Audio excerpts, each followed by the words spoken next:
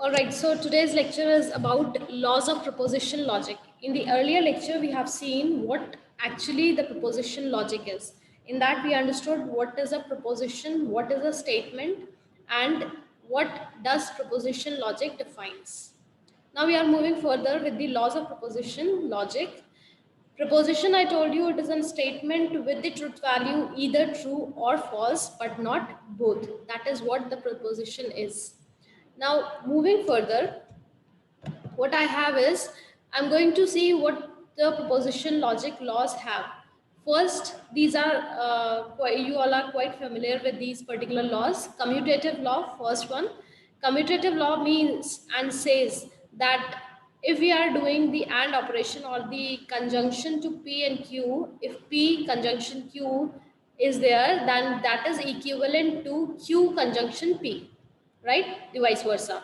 And same way, if P disjunction Q is there, then what are we going to see as the equivalence? The equivalence says that Q disjunction P will be equal to P disjunction Q, right? Next thing is the associative law. Next thing, P disjunction Q disjunction R is equal to P disjunction Q disjunction R.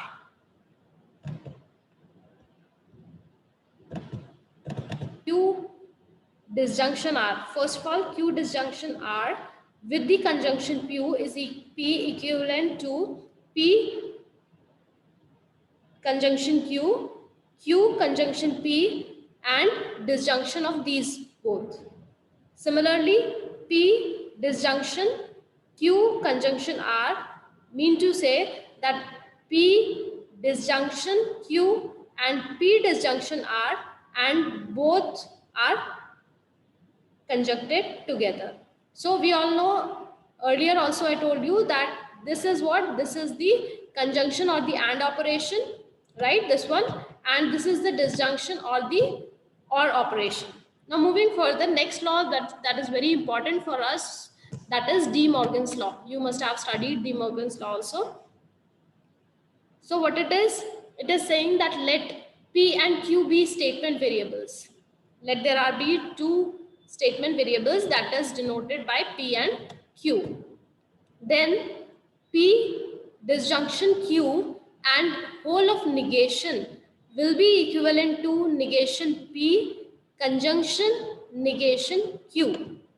And same way, the P conjunction Q negation will be negation P disjunction negation Q. Now, what actually it is, in the English example, we can see how it has been proven. Let us say that it is not the case that Alice or Bob went to the store. When I'm saying OR operation, I mean to say the disjunction, right? So it is saying what? It is not that the case that Alice or Bob went to the store. That is the first thing. Alice or Bob did not go to the store, did not went to the store. That is by negation. So this is for OR, this is for OR, and this is for not. That is negation. Now what is this equivalent to? It is equivalent to Alice, P is Alice. Alice does not go to the store, and Bob did not go to the store. So actually both of them, neither Alice nor Bob went to the store. They did not went to the store. So that is what we are defining it in English form, right? Next one says, second one, I'll just explain it. It is not the case that Alice and, this is the conjunction sign, this is for and. So it is not the case, this is not, that is negation. It is not the case that Alice and Bob went to the store. So not for negation. Alice and Bob means P conjunction Q. This is equivalent to what? It is equivalent to Alice did not go to the store, or this is for or disjunction, or Bob did not go to the store.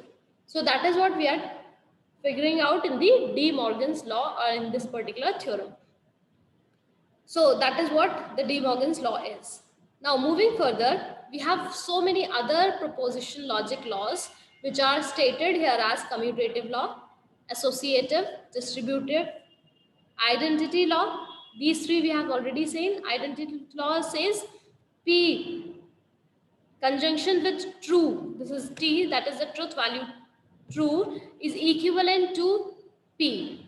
Negation P, disjunction with negation P is equal to true. That means P and negation P when are being disjunction set or that is equal to true.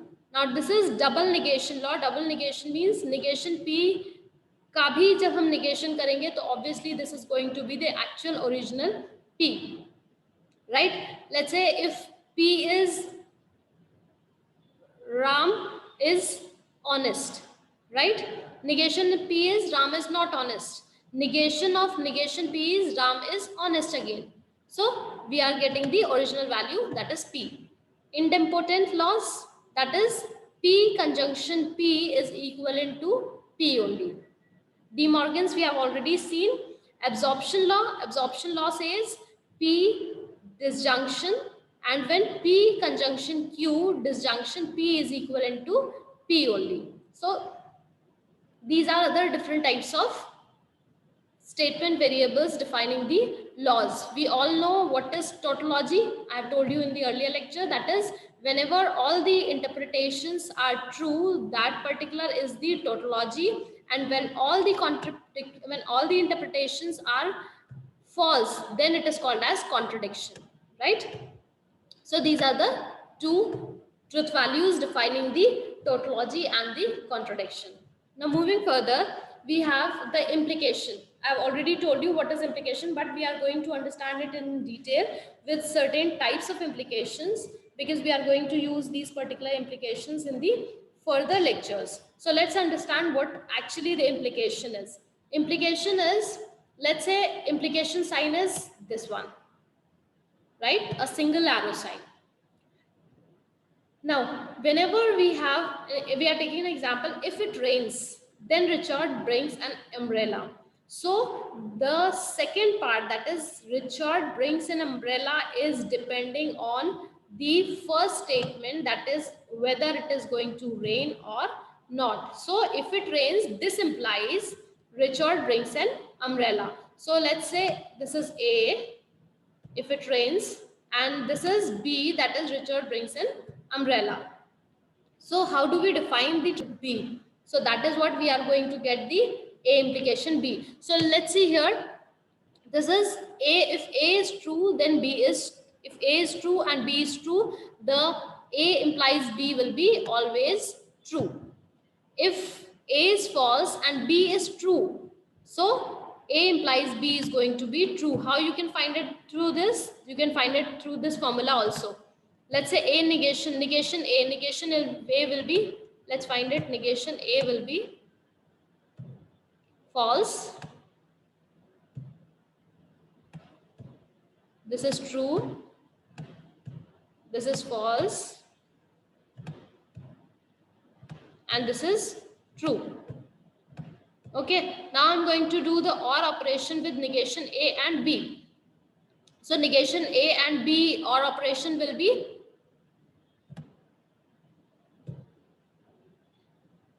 negation A and OR operation with B will be what? Will be this way. See, false and true. This will be false or true. The truth will be true. True, true, true or true. Obviously, it will be true. False, false. If both are false or condition, then it is false. And true or false, obviously one of it is true, so it will be true. So you can see there is only one condition in which we have false, and if we just forget this particular formula, we can see that if true implies false, then we are going to get the false only. If true implies false, that means the final goal is what? Final goal is false.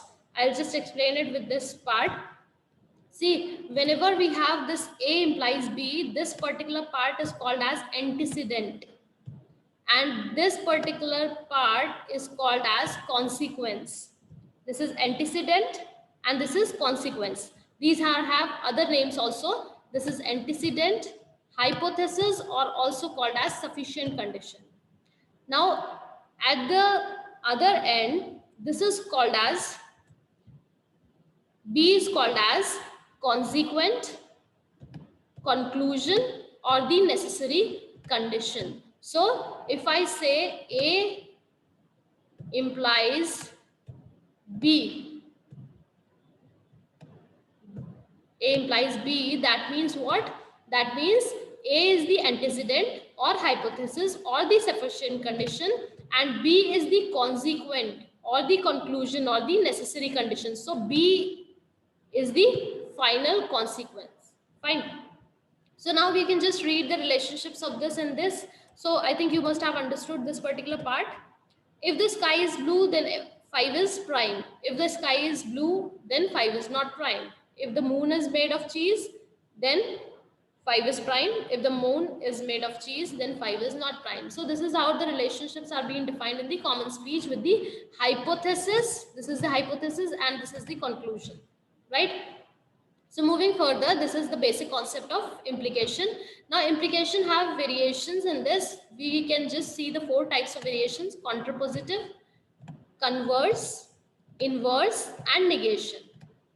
How we look at that? We'll see this. Contraposition is what? Contraposition is the contraposition of an implication is obtained by transposing its conclusion. I hope you all remember what is conclusion. This is conclusion. This is hypothesis. Okay, this is hypothesis or the antecedent, and this is the conclusion or the consequent. So is obtained by transposing its conclusion with its premise and inverting it. So contraposition of P implies Q will be negation of P implies negation of Q, because we are transposition.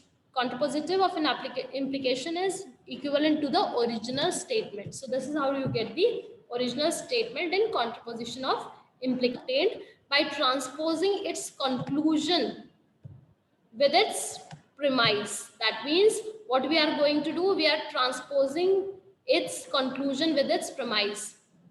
P implies Q is what? Q implies P. Okay.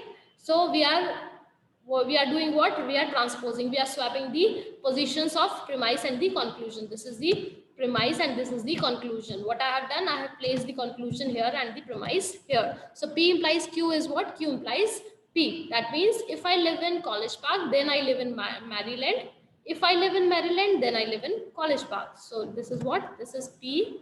This is implies Q, and here it is Q that implies what? P. This is what? This is the converse of implication. This is the implication sign. So this is what we get in converse implication. Further moving, we have inverse of an implication.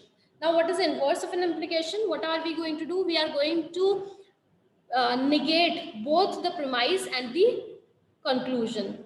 We are going to negate inverse both the premise, that is this part, and the conclusion, that is this part. So negate P. If P implies Q, that means inverse of P implies Q is what?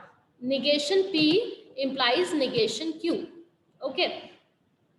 Original statement is if I live in College Park, then I live in Maryland. And inverse is if I don't live in College Park, then I don't live in Maryland. So what I have done is we have seen the negation of both, negation of premise and the conclusion. That is what we are doing in inverse of an implication. The next one is negation of an implication. Now what is this negation of an implication? Negation of implication is obtained by negating it. So how we are negating it? That means the complete P implies Q is equal to braces P implies Q का हमने क्या किया? Negation कर दिया. So there is a difference between the earlier. In this we have negated P also and negated the Q also. We have negated the both premise and the conclusion, but here we have negated the complete implication, right? So the complete implication P implies Q is being negated. This is the difference between these two. So which is equivalent to what? Which is equivalent to P conjunction implication, P conjunction negation Q. What is it? The original statement is if I live in College Park, then I live in Maryland. Negation is I live in College Park and I don't live in Maryland. Okay. The negation of an implication is not an implication. The complete implication of the complete negation of implication is not the implication. Now the last one is bidirectional implication. What is bidirectional implication? Bidirectional statement is an implication that is true only when its antecedent and its consequent have the same truth value. It is false otherwise. In symbols, P bidirectional implication Q is true only when P implies Q and Q implies P. So that means what? That means whenever you have both the condition, that means antecedent and the consequent, if both of them are true, then we are getting true, and if both of them are false, only then we are getting true. In any other condition, we are getting the false. If either one of these is false, we are getting false. If both are true, we are getting true. If both are false, we are getting true. Okay, so that is what bidirectional implication is. That's all for this class. Thank you very much.